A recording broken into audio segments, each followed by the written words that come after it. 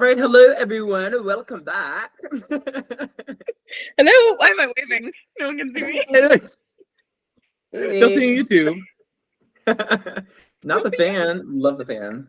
Really. So today is a great topic, a very important topic, and this podcast we're going to talk about college. We're going to talk about college. We're going to talk about BFA and the difference between BA. Is it important? Do you have to go to college to make a career in theater? We'll talk about Debatable. it. Debatable. Does it matter which college you go to get a theater education? Debatable. We'll see. We'll talk about it.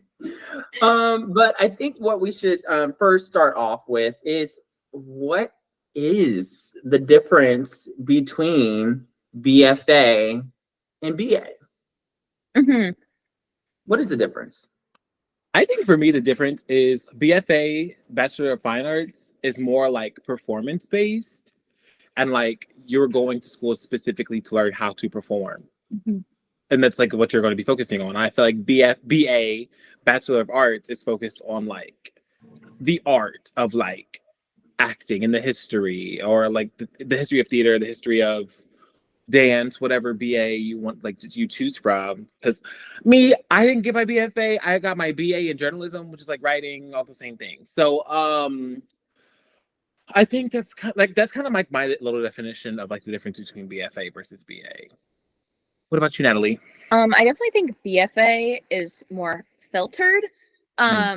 There's you're doing the one thing that you're going for, which is not bad, but it's, I guess, something that not that I'm the biggest like fan of for myself personally.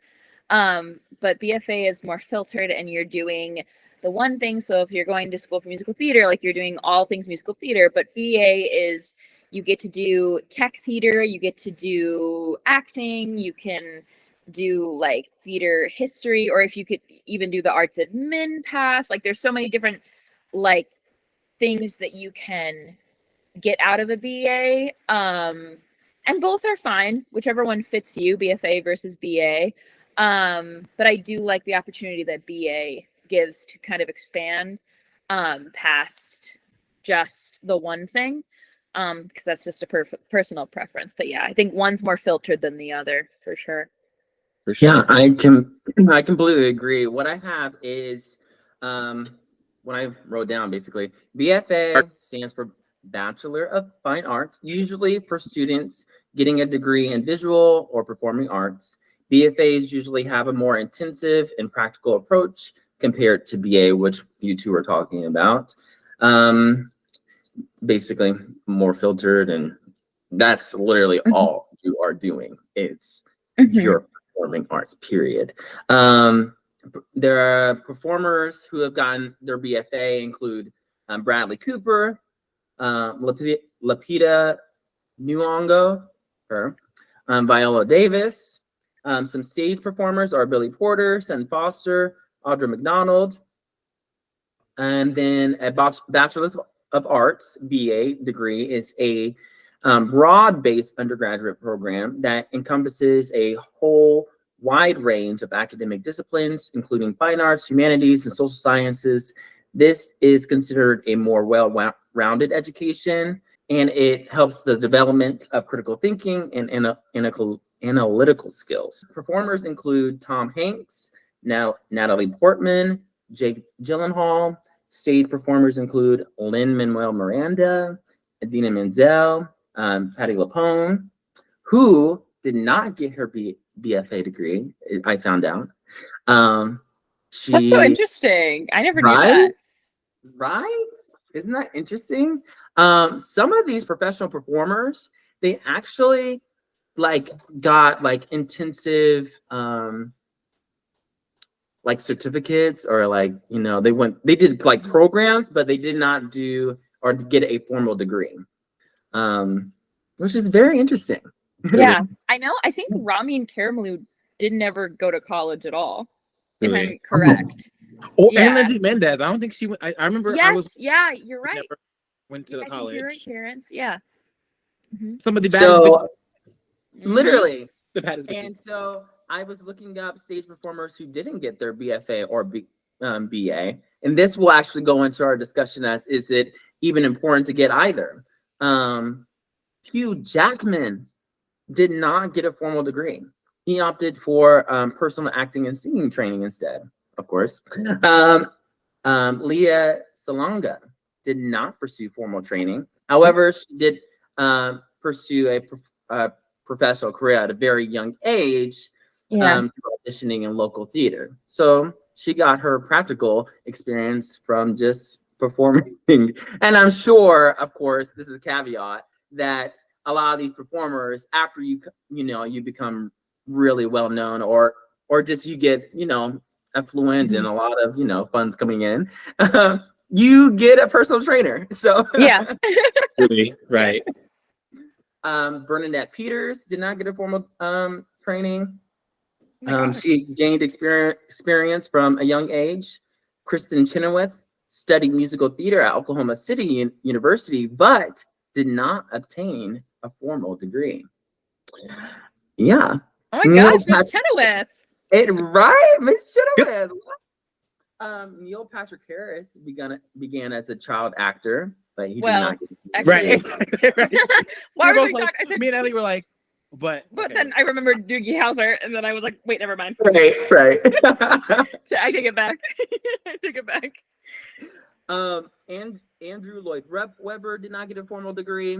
He is just musically talented. That just genius. Cynthia Erivo did not obtain a formal degree, though I had no idea about that. Really? Right? She studied at the Royal Academy of Dramatic Arts in London for some time. Okay. But but she did not get that formal degree. Yeah. Wow. Period. Isn't that crazy? Really. Well, and this is the end of the episode. Everyone, Exactly. this makes me feel better. Yeah. That answers all the questions. Because it sure made me feel better. Right. Well, But- and that just goes to show you that sometimes it's just about your talent and your drive. It doesn't have to be about what the best MT school to go to is, or what best theater school to go to is. Like, you don't have to be in these places. You have to be you, and you have to be an artist that believes in yourself. Period. Biggest thing. Period. What were you gonna say, Isaiah? I was gonna say that I think, to answer the question, does it matter if you get a BFA or BA? In the very grand scheme of things, Hell No. no. no. Success is determined by the individual talent and Mhm. dedication. The caveat, in my opinion, is that there are BFA and BA programs that have resources, history, training that will help elevate you achieve your goals. I won't say, though, it will help you get it faster or easier, Mm-mm. because that is merely perspective. That is so idiosyncratic and personal. You have to have grit and talent and networking skills, period. I don't care where you go, you have to have grit. Otherwise, you're not gonna Yeah. yeah, you're not gonna Mhm. achieve your goals in Really theater. Really. Period. Yeah, you have to love it. You gotta love Yeah. it. You got to put yourself in those rooms. You got to Right. put yourself in those rooms. And there's a good portion of Viola Davis's memoir where she talks about where she was talking about college and going to school for art, and she was talking about how colleges are run like the industry, which she doesn't which isn't helpful, and that the point of going to school is to grow as an artist. The point of going to school is to do something that you're passionate about, not just to book a job, right? And Yeah. Right. I think, and I remember there was this quote. I'm paraphrasing this quote that she said, but she was just a lot of the time, a lot of the learning that you obtain is just by simply doing it. It doesn't have to be Mhm. from this illustrious conservatory or BFA program. It could just literally be in a fucking community theater show, or Right. in your shower just singing along to some shit. That's to me, training is training. no matter what you like. If you're doing it, you're Mhm. you're trained. That is, you're getting you're on your way to your what is it? 10,000 hours to be like a master for some shit. Like you're getting your Right. 2,000. Doesn't matter. Like I don't care. Mm-hmm. Truly. I tell any person that's interested in theater, whether I'm talking to an adult or a kid, that if you're interested in theater, do it anywhere you can. If Right. you any Mhm. local theater, if you need to create a musical or play in your backyard, do it. The practice is practice. Yes. Experience is experience. Because again, it boils down to grit and your personal what you attribute to theater. Right. So let's say the people that are listening, some of the folks listening, some of them are like, okay, yeah, no, I won't get a training in theater. Okay, that's fine. But there are some that do want to get training in theater. Doesn't matter where they get it.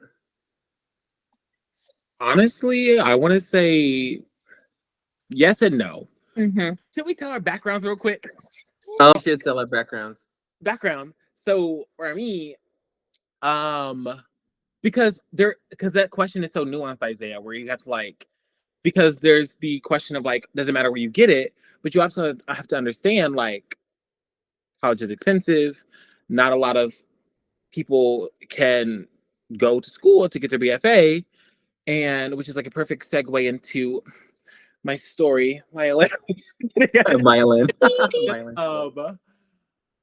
because for me, it was like junior year, like going into senior year of high school.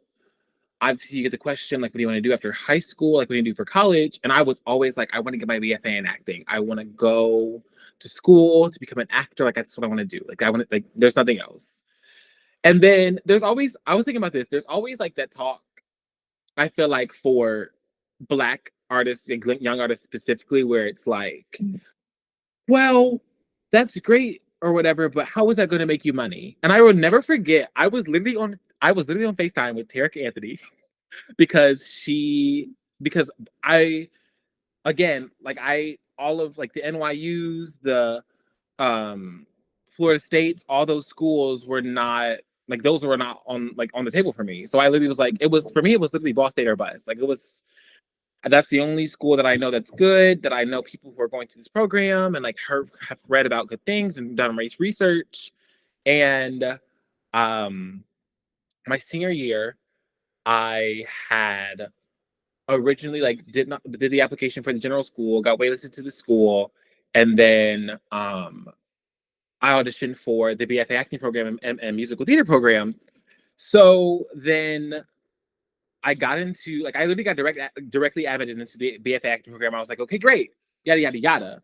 And then the general school ended up denying me, y'all. They denied me because of my fucking SAT scores, and I was like, "What is this fucking bullshit?" I was like, I literally said I have Ooh. curriculars. This is where it goes into like, What does it have to do with theater? You know what I'm saying? Like, right, exactly. And I was Tomato, like, tomato, tomato. I was like, I have a 3.5 GPA, extracurriculars, like whatever. Anyways, so it was like a whole debacle. So like my entire senior year of high school was just like a fucking time to be alive. Anyways, so it's just like I'm saying all this to say, like, there are people like for people listening to the podcast and having questions about if they should go, like you have to understand there are people who they can only some of their parents won't help them pay for college. Some of their parents will literally be like, you're not going to make money, like you need to find a degree that's going to make you something because like art isn't sustainable for you, yada, yada, yada, that whole talk. And it's just like, well shit, what am I supposed to do? Like if I have something passionate, if you're telling me that I need to pursue something that I love to death and you tell me I can't do that, and it's like the psychological shit is like so Right. It's yeah. Mhm. that's my little tidbit. Just Everybody, a little somebody tidbit. little background. No, that conversation with your parentals about your career. That's always a tough one because you know your parents always have a vision of who they see for you, but usually you have your own vision of who you are. um, and yeah, I definitely had to go through that conversation too. I mean, even if I wanted to go to a conservatory, I wouldn't. To be frank, I wouldn't have had the money to do that, so I had to go where the money resides. Okay. Where it resides. And Butler University slipped me a fat check. Bitch, Said- shut the fuck up. They Yeah, said they you a did. full ride. Shut the fuck up. They said you a full Yeah. ride. Bitch. Say with your full chest. Quickly, faster. What check? I said, what check? What check? You mean the whole 4 years? No, Period. The whole 4 They- years. you didn't say a fucking dime. they handed you the degree, Isaiah. That was the fat check. They said, your ass is coming here. Period. Sorry. Period. Period. Isaiah said, "Little old me, I Right. had this like small little check handed to me of No, just, like, literally. over Remember when the $20,000. Bulldog came? Like Remember when the Bulldog literally $40,000. came? Oh my God. The bulldog. Oh, were you one of the people that got? Are you on the Instagram? I'm not sure. I That's- never Well, checked. that's a long I did time wanna ago. see it. Yeah, it would be a long ass time ago. But yeah, the fucking bulldog came Isaiah. to my school. There were like 3 other kids I got for ride too, but they pulled me out of theater class. They Yes. pulled me out of theater class to take a picture with the dog. And my grandmother, she was like, make sure she had like already knew because she was like, make sure you dress well today. I was like, okay. You said, I had and this like very small shirt on that I definitely outgrew. And she was like trying to convince me like to like change my outfits and stuff. I was like, no, I want to wear this. But then we were taking pictures and stuff. I was like, oh shoot. like I guess she had a point. Right. Should listen. Should listen. No, when Isaiah first told me he had a full ride, we were like sitting in a coffee shop, and I looked at him. I said, like, there's a handful of people at Butler that have full rides, and I was like, I felt like a golden ticket is right next Right. to me. I said, oh my Sitting God, for a it's giving celebrity. Charlie and the Chocolate Factory. It's like, I said, wow. Natalie was the grandfather that was like bedridden. He was the grandfather that was bedridden and got the fuck out of his goddamn bed. Just like Girl. riding on that tail of Isaiah's full ride with my like little scholarship for Butler. And Oh what's my God. crazy, so no, I won't go into that. But yes, I got the full ride, and then they like it gave me an academic scholarship or whatever. But anyway, I had to go where the money resides. So I Period. said, Butler is my next stop. Boop, boop, boop, boop, boop. Next stop, because I had all these ideas in my head. Literally, probably like 2 months before, I was like, I'm going to audition for Juilliard. Then Butler, the dog showed up at my school, and I said, forget Juilliard. Mark. Mark. But anyway, when I was going into Butler, I was like, I really love theater. I really, but I am a science bitch. Like, I really love science, and I have a passion in that as well. So I actually started it was also to please my parentals. I started as a chemistry major, and I was like, ooh, this is a different science that I do not like. I don't like this. It's what's it called? Physical or actual science. I like the psychology of people. So I then changed my major to psychology, and then double majored with theater. That was a whole conversation with my grandparents, being like, I am really serious about theater and things like that, blah, blah, blah. So I'm going to use my autonomy and choose a life and path that I want to do. So I chose psychology and theater, period. As you should. Yes. Sure, and I did that. And I don't think we mentioned this, but it actually, I will say that to go back to the question of doesn't matter where you go, because I don't think it actually does matter, except you need to go to an accredited college if you do go to college. If you go to college, make sure you go to an accredited one, you know, one that has some history to it. But it doesn't have to be a whole, you don't have to go to New York. There are plenty of colleges. Again, it goes back to training is training. Just go if you want to. Yeah. Go if you feel like it's going to help you. Yeah. Also, like networking too, bitch. Everybody knows everybody. So yeah, I know when I was auditioning for colleges, and like my story is like, it's not wacky, but it's a little bit like I did a 360, 180, whatever turn is greater. But I did a 90 right angle turn. Period. Degree turn. But when I was dead set on NYU, every single like person that I looked up to went to NYU, so I was like, well, and yes, and so I did early decision NYU, which don't do that, as tempting as it sounds to go early decision for your dream school.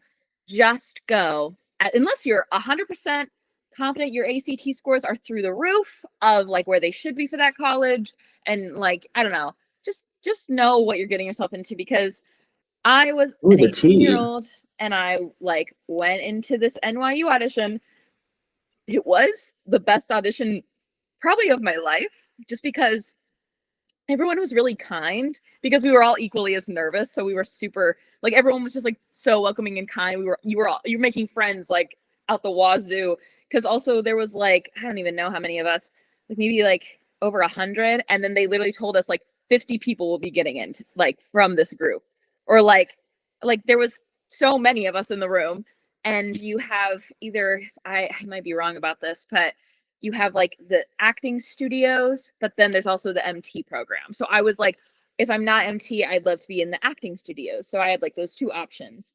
And it literally felt like a silly little TV show, because I walked in the room, we were in this like NYU like little like study room situation, and through the hallway was all where the like audition rooms were, and you were put into a group of like 5, and I was the last one in my group of 5, and you would line up outside of the door, you would hear each person sing, and then you'd go to your next thing, and then like it was singing, it was dancing, and then it was your monologue. And I was the last person out of every single person that was there to go.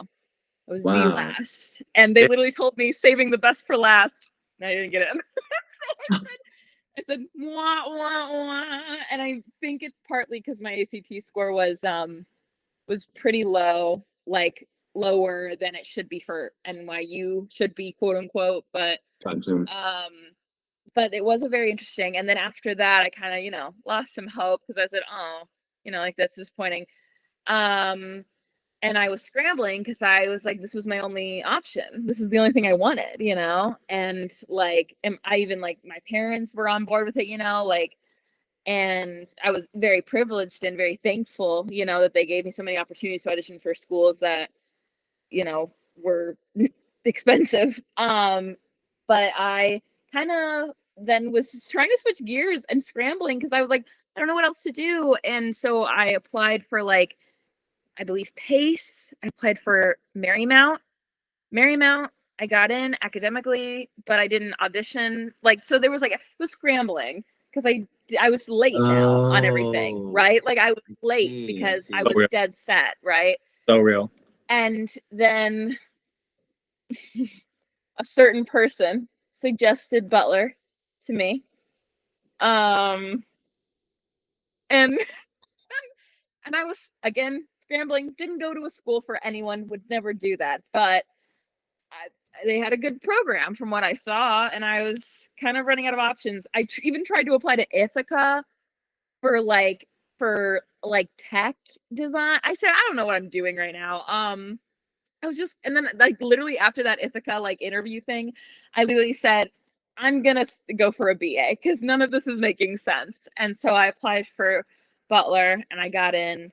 So I was so happy that I got to go to Butler and meet so many people that had a similar experience, or like similar viewpoints on what they wanted out of their theater career. And I mean, if it wasn't for Butler, I wouldn't have met both of you. So like, you know, there's like a reason for everything sometimes. And you do end up where, but it's also because of who I am and me wanting to like have a passion for directing and theater education and acting and like musical theater and everything, because I just couldn't do that if I went to one school where they were trying to craft me into a person that they wanted to win awards, or, you know, like not like almost like a robot. I felt like Right. at Butler, I was able to kind of then make my own career, like make my own like Natalie Fisher brand, you know, instead of just like she's our product. You know what I'm saying? Yeah. But yeah.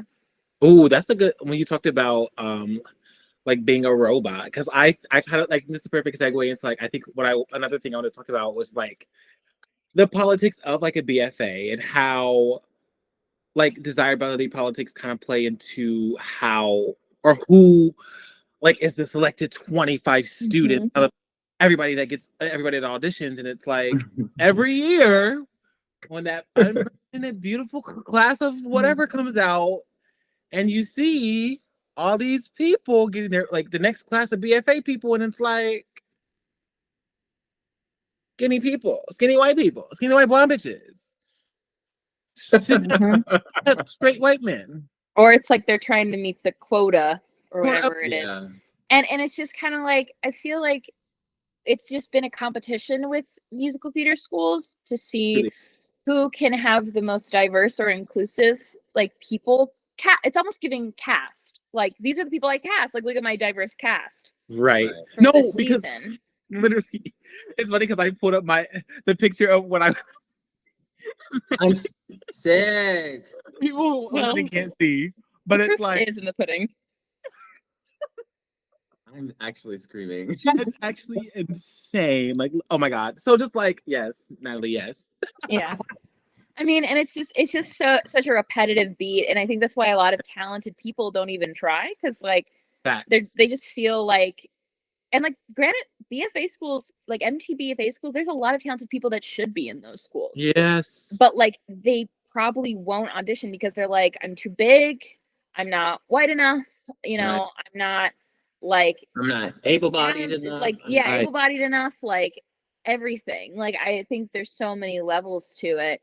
And I don't think I've seen some change. I don't think I've seen a big enough change to make me really be like, whoa, like this is really, because whenever I see those changes, I said, are they just trying to prove a point? Yes. Just to prove that they're a safe school, quote unquote, you know? Right. Which that is such that topic alone is kind of like convoluted, because it's like, oh my goodness. Yes, I am glad when you do, or you're showing like some type of huge diversity picture that you have. One, I want to know what inclusivity steps are you taking? Because okay, you have the picture of diversity, but how are you including these people into your program? Or do they feel comfortable in your program? That's what I want to know. Right. And then how are you going to make sure that you maintain this? Not because I don't just want to see a picture. I want to see the steps that you have taken, the actions, the policies that you have taken to make sure that this is maintained and that you're making these people comfortable. Because history shows from your institution, and this is in general, because most of the institutions have not been able to keep these their diversity takes because they're not comfortable. Yeah. You did nothing but just bring them in. Right. You can't just do that. To show off. It's literally built on racism, on able-bodied people who can only sing to the gods. Like, right. Oh, literally. And all sing the same. That or like are like shown to sing the same. Like I get so scared of people being drained of their personalities. Like I really love when I see groups of people, like if I watch a video from a showcase for a certain school, I'm like, wow, like if there's people that are singing uniquely, or like or look like they are not fitting in, by Right. choice, or like making cool choices, because I think Yeah. it's so easy in this industry, especially with like the education system in this industry, to just try so hard to be the next best same thing. Yes, period, You Natalie. know? Go ahead. Yo. Next best same thing. Oh my God. That is everything. Next best No. same thing. Next best same thing. BFA or BA? I can't. BFA No, or but- BA? No, for real. But That's the title. so I was gonna say, Isaiah, going back to your point, just like, yes, like this next class, yeah, we have diversity, but also, bitch, I want to look at the diversity at the head. Like I want to see the top and the bottom. Mhm. Who's the head of the program?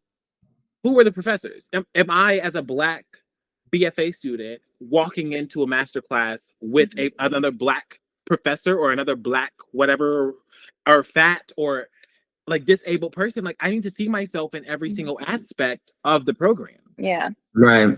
And So- has there been those programs to help like professors and help Right. educators in general like learn more about what they are not familiar with, to Yes. have those Right. uncomfortable conversations and to be prepared for when you have a student that you can't personally relate to, but they need someone to hear them? Like, that's just very important very important part of education, like in general, is to Yes. be sure that you can be relating back somehow, asking questions somehow, like making people feel like they can have a space where it's a brave space and you can talk and feel like your voice won't be completely like shattered. And so I think that it's so important to like to not just be so performative about it, because also that then influences how we're seeing the full industry as a whole, Right. Right. and like the lack of work then,